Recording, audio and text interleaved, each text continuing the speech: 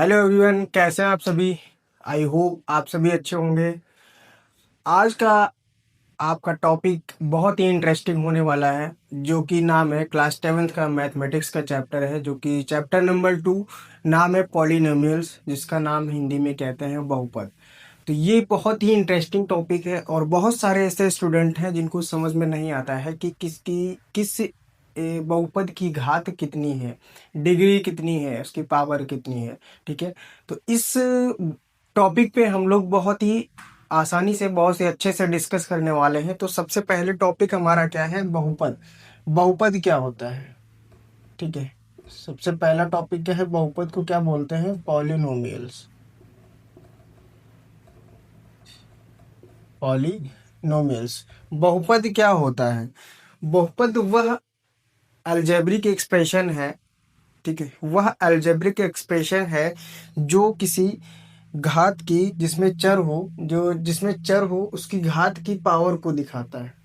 ठीक है, जैसे मान लेते हैं कोई एग्जांपल, जैसे मान लेते हैं घात मतलब पूर्ण संख्या हो, उसकी चर की घात क्या हो, पूर्ण संख्या हो। एक ऐसा अलजेब्रिक फंक्शन है, एक ऐसा बीजीय व्यंजक है जो किसी चर की घात जो है उसके पूर्ण संख्या हो और धनात्मक हो, पॉजिटिव होनी चाहिए। ठीक है, जैसे 0 होनी चाहिए या फिर 1 2 3 4 ऐसे करके जितनी भी पावर होंगी वो कितनी होंगी, वो पॉलिनोमियल्स बहुपदी कहलाएंगी।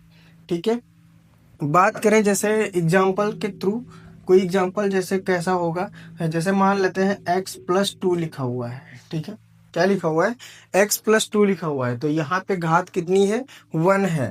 ठीक है, यहाँ पे क्या लिखा हुआ है, x² + 3x + 5। यहाँ पे ये लिखा हुआ है, यहाँ पे घात कितनी है, यहाँ पे घात है हमारी 2। ठीक है, पावर कितनी है, 2। अगर हम दूसरा लिखें 2x³ - x + 7, तो यहाँ पे अगर पता करें कि घात कितनी है, तो इसकी घात हमारी है 3। ठीक है, इसकी पावर कितनी है, 3 है। ठीक है, और एक बात, किसी बहुपद में x की सबसे बड़ी शक्ति उसकी घात कहलाती है। किसी बहुपद में x की सबसे बड़ी घात उसकी घात कहलाती है।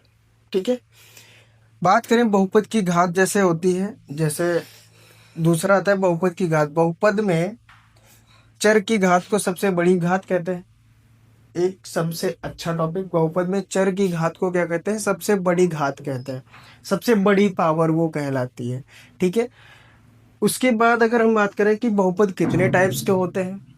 ठीक है, बहुपद समझ में आया कि बहुपद वो अलजेब्रिक एक्सप्रेशन होते हैं जो किसी चर की पावर या फिर पूर्ण संख्या हो या फिर धनात्मक होनी चाहिए। ठीक है, तो ये होता है बहुपद। उसके बाद आता है कि बहुपद कितने प्रकार का होता है।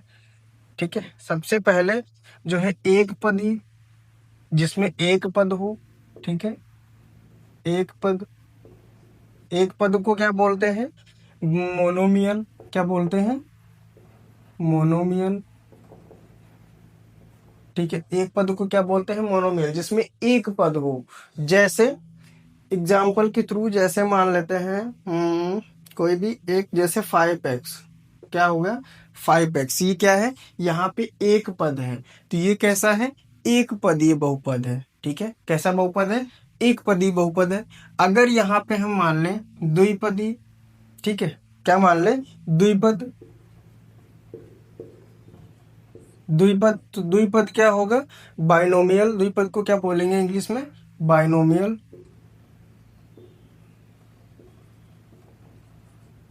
बाइनोमियल बोलेंगे। ठीक है, जिसमें दो पद हों, दो पद होना जरूरी है, जैसे x+2।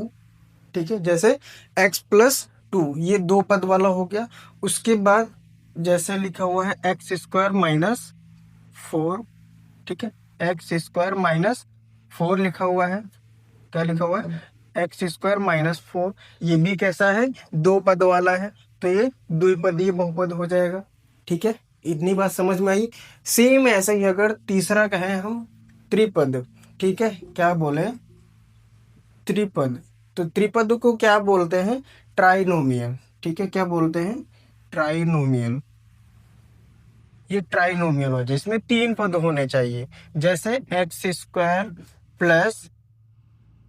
+ 3x + 2, ये हो गया 3 पद वाला, 1 2 और 3, ये 3 पद वाला हो गया। ठीक है, तो ये ऐसे हैं जो क्या है, एक पदी जिसमें एक पद होता है, द्विपदी जिसमें 2 पद होते हैं, मतलब मीन्स बाइनोमियल, त्रिपद मतलब ट्राइनोमियल जिसमें 3 पद होते हैं। ठीक है, इतनी बात समझ में आई, इतनी बात समझ में आई। अब इसके बाद आता है कि इसके शून्य कैसे निकालें।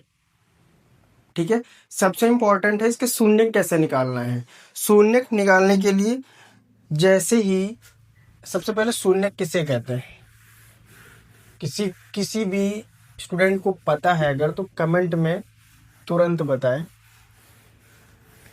और अगर आप इस चैनल पर नए आए हुए हैं तो चैनल को सब्सक्राइब करें। अगर पीछे की वीडियो अगर पिछली क्लास में जो नहीं देखा है वो डिस्क्रिप्शन में जाके देख ले। ठीक है, बात करें शून्य की, किसकी, शून्य क्या होता है भाई, शून्य क्या है, ये जिस मान पर बहुपद का मान 0 हो जाए। ठीक है, जिस मान पर बहुपद का मान क्या हो जाए, 0 हो जाए, उसे हम क्या बोलते हैं, शून्य बोलते हैं। एग्जाम्पल जैसे px = x-3, तो यहाँ पे बहुपद का मान 0 कब होगा, जब हम क्या लिखेंगे, x = 3 लिखेंगे, तब हमारा क्या होगा, x का मान क्या हो जाएगा, 0 हो जाएगा। ठीक है, कैसे, जैसे हमने रखा है यहाँ पे x की जगह पे 3, तो यहाँ पे 3 - 3 = कितना, 0, जो कि हमारा क्या है, एक शून्यक है। 0 क्या है, शून्यक है। ठीक है, ये जो 0 1 जो आया वो शून्यक है। एक चीज और, यहाँ पे बहुपद की घात कभी 0 नहीं होगी। ठीक है, बहुपद में चर की घात जो होगी, वो चर की पावर होगी, वो कभी 0 नहीं होगी, वो कभी 0 हो ही नहीं सकती है। ठीक है, इसके बाद आता है कि द्विघात बहुपद क्या होते हैं। द्विघात बहुपद क्या होते हैं, अभी तो द्विपदी हमने पढ़ा था। ठीक है, अभी हमने क्या पढ़ा था, द्विपदी। अब पढ़ेंगे द्विघात बहुपद क्या होता है। ठीक है, क्या पढ़ेंगे, द्विघात बहुपद।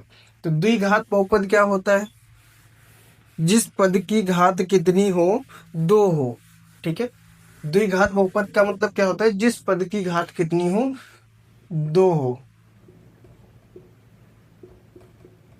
द्विघात बहुपद, इसको इंग्लिश में क्या बोलते हैं, binomial, sorry quadratic, quadratic polynomials, quadratic polynomials.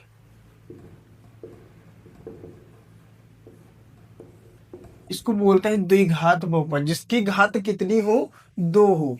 ठीक है, द्विघात बहुपद जिसकी घात 2 हो उसे हम क्या बोलेंगे, द्विघात बहुपद बोलेंगे। एग्जाम्पल जैसे कुछ लिखा होता है ax² + bx + c, यहाँ पे c जो होता है वो कांस्टेंट होता है। ठीक है, c जो होगा वो कांस्टेंट होगा, और यहाँ पे इसी के थ्रू a अगर मान लें, सपोज कितना मान है, 1 है। ठीक है, तो यहाँ पे कितना लिखेंगे, x² + 5x, b कितना है, 5x + 6, ये हमारा क्या हो जाएगा, द्विघात बहुपद हो जाएगा, क्वाड्रेटिक पॉलिनोमियल्स हो जाएगा। ठीक है, अब इसके बीच रिलेशन कैसे निकालेंगे, शून्यक और गुणांकों का संबंध क्या है, इनके बीच का जो संबंध है वो कैसे निकालेंगे। सिंपल सा, अगर हमें इसके बीच का संबंध निकालना है, क्या निकालना है, शून्यकों और गुणांकों का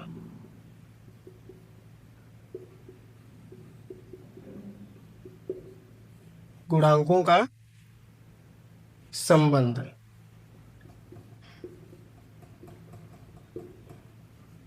अगर हमें इसका संबंध निकालना है तो कैसे निकालेंगे, सिंपल सा, यदि अल्फा और बीटा किसी द्विघात बहुपद के शून्यक हैं, सपोज अगर अल्फा और बीटा क्या है, किसी द्विघात बहुपद के क्या है, शून्य है, तो ax² + bx + c के शून्यक भी होंगे। ठीक है, इतना समझ में आता है। एक चीज और यहाँ पे इम्पोर्टेंट है, सबसे इम्पोर्टेंट, अगर शून्यकों का योग निकालेंगे, यहाँ पे अल्फा और बीटा हमने माना अगर है, क्या है, अल्फा और बीटा किसी द्विघात बहुपद के शून्यक हैं, तो अगर हम उसका गुणनफल करेंगे, शून्यकों का योग करेंगे, तो क्या होगा, शून्यकों का योग क्या होगा, कोई बता सकता है? शून्यकों का योग क्या होगा? शून्यकों का योग होता है -b/a। माइनस बी का मतलब माइनस, ये फार्मूला अगर हिंदी में लिखना चाहें तो क्या लिख सकते हैं, माइनस एक्स का गुणांक, एक्स का गुणांक अपान एक्स स्क्वायर का गुणांक। ठीक है, एक्स स्क्वायर का गुणांक, एक्स स्क्वायर का गुणांक कितना है, ए। यहाँ पे देख सकते हैं एक्स स्क्वायर का गुणांक कितना है, ए है। सेम ऐसे ही बी का गुणांक कितना है, बी का गुणांक बी है, तो बी लिखा हुआ है माइनस एक्स का गुणांक। ठीक है, एक्स का गुणांक। इतनी बात समझ में आई, सिंपल सा। शून्यकों का योग अगर निकालना है तो -b/a, माइनस एक्स का गुणांक डिवाइड बाई एक्स स्क्वायर का गुणांक। ठीक है, इतनी बात समझ में आ रही है, इतनी बात समझ में आ रही है। अगर हमें ऐसा निकालना है तो, ठीक है, उसके लिए है। अगर हमें निकालना है गुणनफल, शून्यकों का गुणनफल, तब कैसे निकालेंगे, क्या निकालना है, अगर शून्यकों का गुणनफल निकालना है, सिंपल सा यहाँ पे क्या निकालना है, गुणनफल, तो कैसे निकालेंगे? गुणनफल निकालने के लिए हम क्या करते हैं, alpha into beta equal to कितना हो जाएगा, c/a। ठीक है, योग जब करेंगे तो अल्फा प्लस बीटा हो जाएगा। ठीक है, योग जब करेंगे तो अल्फा प्लस बीटा, और जब मल्टीप्लाई करेंगे, गुणनफल निकालेंगे तो c/a। c का क्या होता है, अचर पद। c का क्या होता है, अचर पद होता है ना, c कांस्टेंट होता है, यहाँ पे c कांस्टेंट होता है, c क्या लिखेंगे, अचर पद डिवाइड बाई एक्स स्क्वायर का गुणांक, एक्स स्क्वायर का गुणांक। ठीक है, ये है हमारा गुणनफल निकालने के लिए। ठीक है, समझ में आ गई, चेक करने के लिए, अगर उसके बीच क्या करना है, संबंध चेक करना है। सिंपल सा, अगर कोई है अगर उसके शून्यक निकालने हैं, ठीक है, इतना आप नोट करिए, आगे अब बात करते हैं।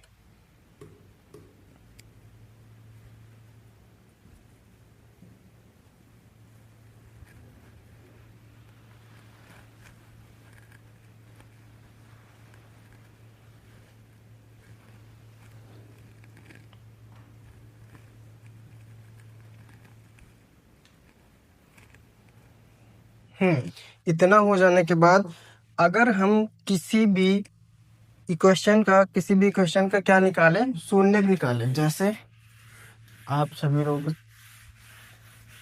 बेटा आप सभी लोग क्या करना है, सभी लोगों को थोड़ा थोड़ा अगर मेहनत कर लेंगे ना, थोड़ा थोड़ा, अगर डेली जितना एक एक टॉपिक या फिर एक ही चैप्टर अगर डेली कवर कर लेते हैं, या एक एक्सरसाइज कवर कर लेते हैं तो बहुत है।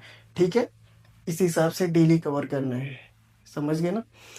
तो अगर हमें किसी भी क्वेश्चन का क्या निकालने हैं, शून्यक निकालने हैं, सिंपल सा, अगर एक्स स्क्वायर जैसे हमने मान लिया, कोई एक्स स्क्वायर -5x प्लस 6, इसका मतलब क्या है पता है, शून्यक कैसे निकालते हैं, 6 के ऐसे दो फैक्टर जिसको प्लस करने पे हमारा 5 आ जाए।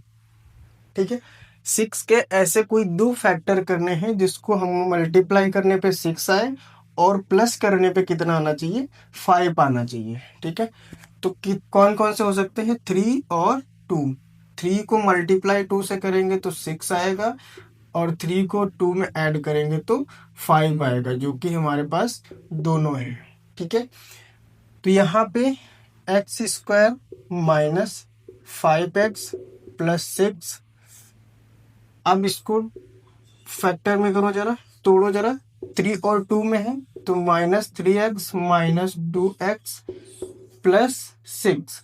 शून्य कैसे निकालेंगे, इतने में देखो क्या कॉमन है, x कॉमन है, x यहाँ पे नहीं बचा, यहाँ पे -3 बचा, यहाँ पे -2 कॉमन है, x बचा, माइनस का 2 3 जा 6 बचा, ठीक है, 3 बचा। इतना समझ में आ रहा है।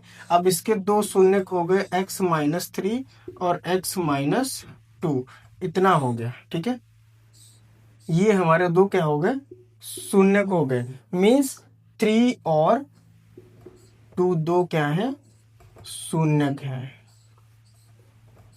इतना समझ में आया शून्य निकालने का। सबसे मेन काम क्या होता है, यहाँ पे 6 के ऐसे दो फैक्टर करना है जिसको मल्टीप्लाई करने पे हमारा 6 आए और ऐड करने पे वही नंबर को हमारा 5 आना चाहिए, सिंपल सा, ठीक है।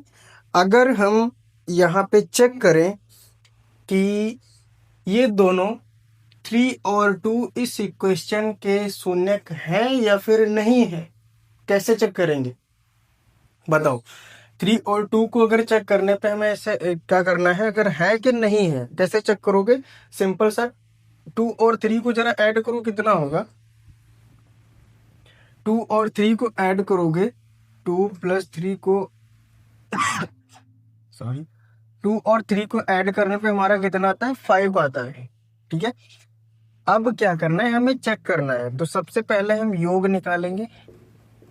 योग कैसे निकालते हैं, -x का गुणांक अपान x² का गुणांक, -x का गुणांक अपान x² का गुणांक। -x का गुणांक कितना है, यहाँ पे देखो -x का गुणांक कितना है, यहाँ पे कितना होता है, -b/a, तो -x का गुणांक मतलब 5 है।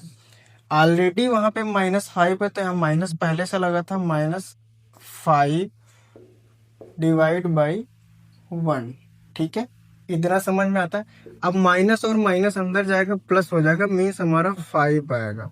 तो यहाँ पे 5 क्या है, शून्य है, सिंपल सा 5 है हमारा, शून्य है, हाँ है। अब दूसरा चेक करेंगे गुणनफल। गुणनफल कैसे निकालेंगे, क्या होता है, अल्फा × बीटा = c/a। c क्या है, 6 है, ठीक है, 6। a क्या है, a हमारा 1 है, यहाँ पे a क्या है, 1 है, तो यहाँ पे हमारा 6 भी आ गया, मीन्स ये शून्य है, ये शून्य है, ठीक है। इतनी बात समझ में आई। यहाँ पे किसी को कोई दिक्कत, जरा एक बार फिर से गौर करके देखिए कहाँ पे नहीं समझ में आ रहा है। आप दिक्कत कहाँ करेंगे, यहाँ पे फैक्टर करने में और यहाँ पे कॉमन लेने में, ठीक है। सिंपल सा, अगर हमारा पहले माइनस दिया है तो दोनों माइनस के आएंगे, ठीक है। अगर हमारा पहला माइनस का दिया है तो दोनों माइनस के आएंगे, ठीक है ना। अब अगर हम बात करें, इतना नोट करिए, फिर आगे बात करते हैं।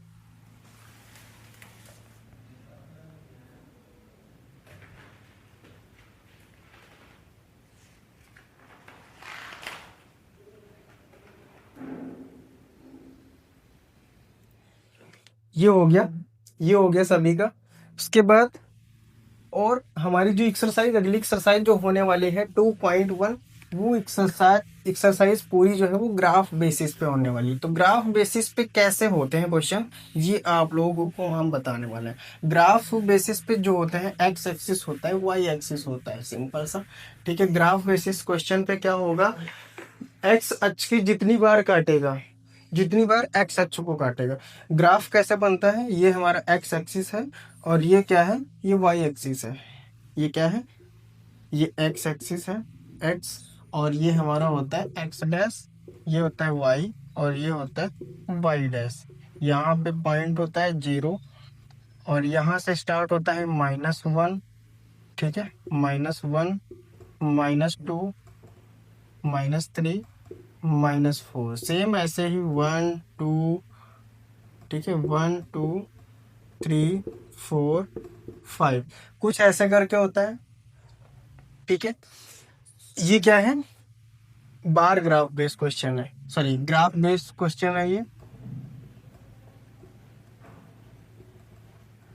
ग्राफ बेस्ड क्वेश्चन अगर पूछेगा कि कोई भी अगर हमें लाइन दी हुई है, ठीक है, एक्स अक्ष पे जितनी बार वो काटेगा, जितनी बार इस पे क्रॉस करेगा, उतने उसके शून्य होंगे, ठीक है, उतने उसके शून्य होंगे। मीन्स जैसे हमने मान लिया कोई ऐसे काट रहा है, ठीक है, कोई ऐसे काट रहा है तो ये एक्स अक्ष को टच नहीं कर रहा है। ये क्या है? अक्ष है, जिसको इंग्लिश में क्या बोलते हैं? एक्सिस बोलते हैं। ठीक है, ये एक्स अक्ष है। ये क्या है? एक्स डैश अक्ष है।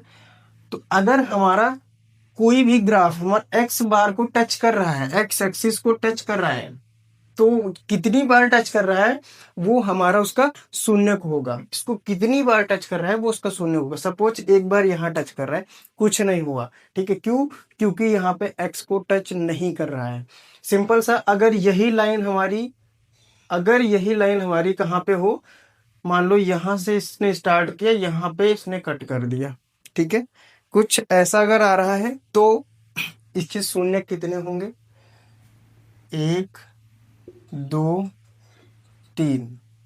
ठीक है, 1 2 और 3। यहाँ पे इसके शून्य कितने होंगे? 3 होंगे। ठीक है, ये वाला क्यों नहीं होगा? क्यों? क्योंकि वाई एक्सिस पे कभी हम बहुपद को शून्य को नहीं लेंगे। क्यों? क्योंकि एक्स को हम लिए, वाई को हमने लिया ही नहीं। अभी तक हमारी क्वेश्चन क्या चल रही थी? A X square plus B X plus C. ठीक है, तो हमने वाई को कहीं लिया ही नहीं, इसलिए जो है वाई जो है क्या होगा? वो जीरो, वाई की पावर जीरो ही होगी। तो यहाँ पे जो शून्य होंगे वो सिर्फ एक्स एक्सिस को काटेंगे, सिर्फ एक्स अक्ष को काटेंगे। ठीक है, इतनी बात समझ में आई। अब सपोज यहाँ पे कोई भी मान लो लाइन हमारी यहाँ से ऐसे काट दे रही है, तो कितनी बार काट रही है? एक बार। तो यहाँ पे शून्य कितना होगा इसका? 1 होगा। तो ऐसे क्वेश्चन हमारी जो है एक्सरसाइज पूरी 2.1 इसी बेस पे होने वाली है, जो कि आप आसानी से, बहुत आसानी से कर पाएंगे। ये क्वेश्चन अगर आपने समझ गए होंगे तो अगली एक्सरसाइज आप अपने आप से कर लेंगे, उसमें कोई बताने की जरूरत नहीं पड़ेगी। ठीक है, इतनी बात समझ में आती है। तो ये हमारा था बहुपद। ठीक है, अगले जो है वीडियो को बिना लंबी करते हैं, अगली वीडियो में हम एक्सरसाइज 2.1 के बारे में बात करेंगे। ठीक है, तो किसी को अगर कोई भी प्रॉब्लम आई है तो कमेंट में ज़रूर बताएं, और अगर चैनल पे नए आए हैं तो चैनल को सब्सक्राइब करें, लाइक करें और शेयर करें। और अगर आपने अभी तक टेलीग्राम चैनल ज्वाइन नहीं किया है तो हमारे इस वीडियो के डिस्क्रिप्शन में आपको टेलीग्राम की लिंक मिल जाएगी, वहाँ से आप टेलीग्राम चैनल ज्वाइन कर सकते हैं। ठीक है, तो मिलते हैं आपको अगली वीडियो में एक्सरसाइज 2.1 के साथ। तब तक के लिए thank you so much, bye bye.